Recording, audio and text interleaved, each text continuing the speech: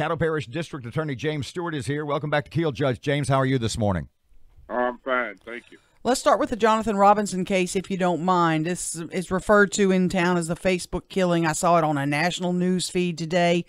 You and apparently the victim's family and, of course, the defense attorneys have agreed to a plea bargain.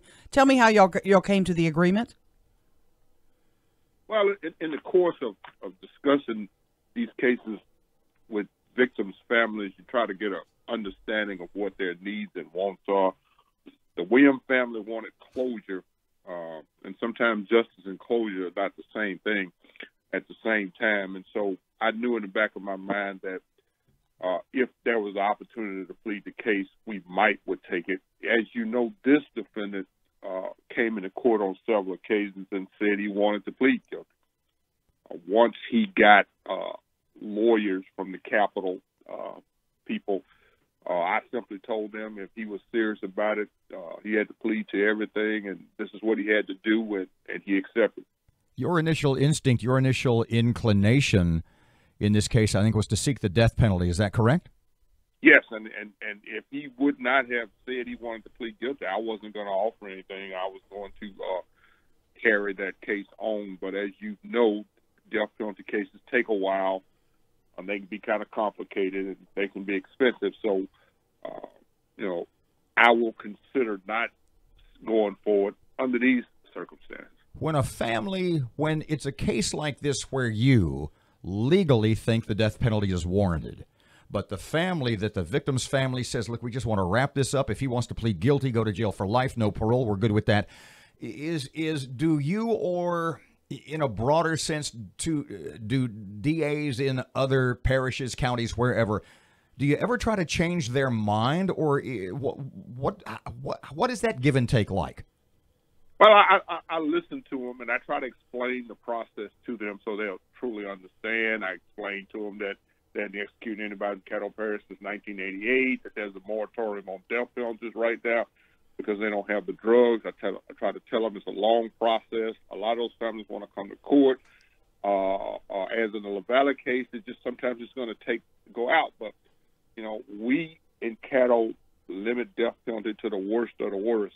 And so once we define somebody as the worst of the worst, and I think that's a serious option, I want to make sure with the family. Now, some families are damn it one way or the other. They'll say, no, we don't care. We want the death penalty. Or other families say, no, for whatever reason, they don't want the death penalty, and they want to go the other way. And then I make a decision based on all the factors. But in this case, you didn't talk the Williams family into this. They were good with this kind of from jump?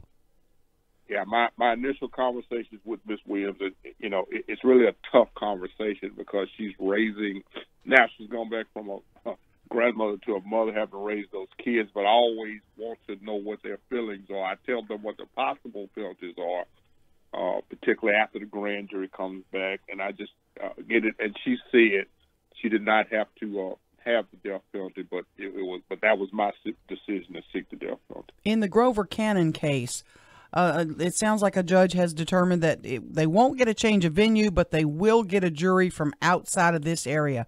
Explain that process, how long that could take, and how it will work. Aaron, I'm going to do this. The recent death and publicity around the unfortunate killing of Officer Payne has really complicated this matter to the point that I don't really want to make any statements whatsoever about LaValle. Our goal is to get this case tried. And the second part of that, we're meeting later this morning to look at what we're going to do. But just generally, you have to reach out to other jurisdictions and find out when they have jury terms and if they will accommodate you coming in and picking the jury. Most of the times in most jurisdictions, they will work with you, as in the Horn case that was tried in DeSoto where they had to go somewhere to Baton Rouge and pick it. So they'll have places they want to go. We'll have places that we think might be, good, and the judge ultimately makes that decision based on the research of who will accommodate us and how soon they can accommodate us. I had asked Aaron on the air earlier, and maybe you can clear this up a little bit. When you're looking at possible areas, other parishes, districts, whatever it happens to be, for an outside jury pool, Do you have to do a lot of homework to determine that there has been no violence toward police in that specific area also, because there's a concern that the defense lawyers in this case, the Cannon case, will use that against you also? Well, that is a concern, and I mean, unfortunately, there's been in some places we've had that problem. All those are factors that we consider in making that decision. And Judge Emanuel's done this before, and I have some seasoned people on my staff who've done it. So in the conversations, we'll reach somebody, and we just want to get this case set and tried. Judge, we're talking to DA Judge James Stewart. I didn't give you a heads up on this. You tell me you're not prepared to talk about it. You brought up the Shateri Payne case. Where are we there? I know you're getting ready to take it to a grand jury, and there's 3 suspects. Can you give us any kind of update on that case at this point? No, ma'am, I cannot. Okay. And so all 3 still charged with second-degree murder. No decision on upgrading those charges yet. I won't. Okay, well, let me put it like this. Until we get the investigation package, we cannot determine the possible range of charges, okay? And they're still finalizing some things and doing it. And at that point, we'll submit it to the grand jury. In order for the case to be a first-degree murder, she would have had been in the scope of her job as a police officer, okay?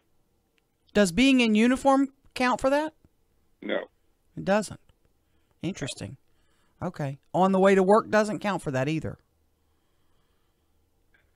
I don't want to comment on it yet because I don't have all the facts. Gotcha. All I can tell you is that what I heard and what you heard was from, I believe, Chief Raymond and some other spokesmen were she was not on duty. She had not checked in. Okay, so that kind of permeates my thoughts on it, but I have not read the file. Gotcha. I would caution people just to say that this is more of a domestic violence case, which should really concern us, okay? That this is more about her relationship with her boyfriend than her status as a police officer. And I know we don't have time for this. Judge, I've worked in this area for a while. What are we going to do about all these domestic violence cases? Are you almost to the point of, good God, what do we do? No, we've geared up. I've actually added another person, some more personnel, and that is a specific place in my office. I have a DV unit, and we're going to be working with SPD, and we're going to gear up. We don't ever give up. A lot of it has to do, though, with the individual themselves reaching out for help. That's the problem. You can't solve a problem if you don't know about it. But when you can have somebody who wears a gun and a badge every day in this type of situation, then you understand how serious it can be. Judge James Stewart, DA for Caddo Parish. Thanks for your time this morning, sir. Oh, no problem. Y'all have a good day.